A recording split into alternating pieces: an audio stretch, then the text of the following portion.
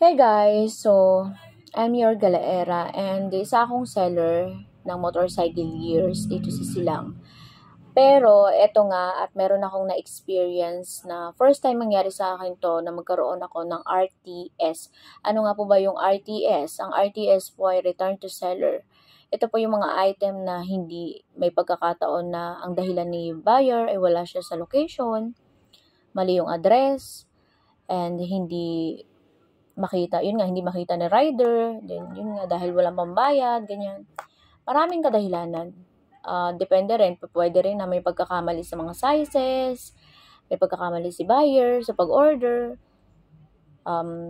si seller, mali yung na ipa-deliver, pwedeng ganun yung mga mangyari sa mga item or sa mga parcel ninyo. Hindi naman basta-basta pwedeng i-cancel yan once na na-arrange mo na. Kasi isa yan sa magiging violation natin sa TikTok, Shopee, something like that. Sa mga kung saan man kayo nagbebenta online. So, via TikTok ito mga bossing. And eto nga, naka-receive tayo ng RTS, Return to Seller. So, expect nyo na, once na nagkaroon kayo ng RTS, expected nyo na hindi matino yung darating sa inyo. Kasi karaniwan ganito, may posibilidad siguro na okay yung item na dadating sa inyo. Pero, yung na-receive ko, eto, ganito na siya. So, ayan, bukas na siya. And, nung una, meron akong lost item. So, may first na binenta ko na yung bracket ng motor, yung camera bracket. Yun yung isang nawawala sa akin na item na hindi bumalik sa akin. Aminado naman ako na may pagkakamali ako doon kasi mali yung address na inailagay ko doon. Pero ako yung nag-drop kaya hindi na-locate ni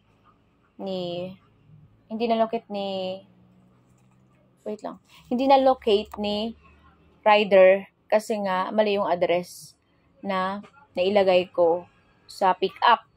So ako yung nag-drop off noon sa mismong warehouse. So, kaya siguro yun yung kadahilan kung bakit hindi bumabalik sa akin yung item. Pag ganun yung nangyari sa inyo, mga bossing, pumunta kayo sa warehouse at doon ninyo tanungin yung item ninyo. Kasi hindi naman kasalanan ni rider kung hindi dumating yung inyong nawawalang parcel, di ba? So, baka may pagkakamali sa address ninyo. So, eto na nga, share ko na. Ganito yung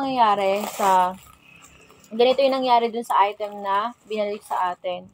Yung RTS natin. So, expected nyo na hindi maganda yung babalik sa inyo kagaya nito. And, medyo hassle lang sa atin bilang seller kasi nag-effort tayo mag-packaging nito, naglagay tayo ng mga waybill dito, nag-print tayo, nag-effort tayo, then ganito yung babalik sa atin, diba? Medyo malungkot yun, pero wala tayong magagawa.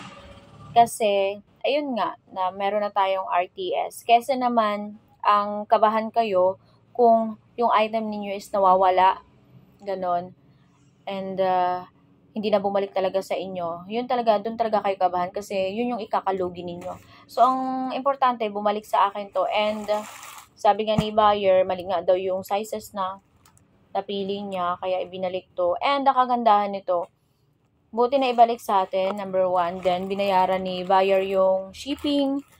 Kasi kung hindi binayaran ni buyer yung shipping, malamang sa malamang ako po yung magbabayad nun.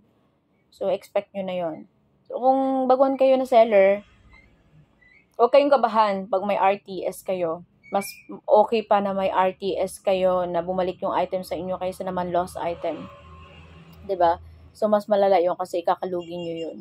So, yun lang guys. Huwag kayong kabahan pag may RTS kayo kasi expect nyo na. Basta guys dapat okay yung address na inilagay ninyo doon sa mga waybill ninyo para bumalik sa inyo ng maayos. Kagaya nito, bumalik sa akin kasi dito ko in-address to sa store, sa mismong store ko.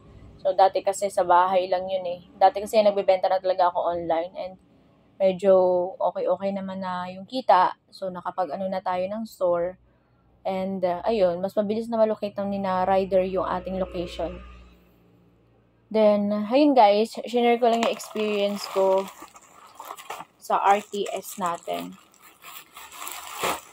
So, eto guys ay side bag. Side bag yung nilalagay sa adventure na motor. Ayan, mga pang-adventure. Nilagay dito. Waterproof to. So, alam niyo naman kung gaano kamamahal ang mga ano, diba? Mga riding, mga gears, mga motorcycle gears. At then, Motowolf tong ano, in order pa ni sir. Medyo kamahalan na sa 2,000 plus to.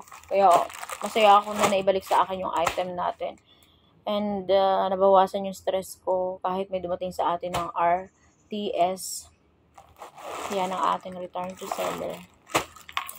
So, yun lang guys. Share ko lang yung aking experience. Bye! Thanks for watching everyone.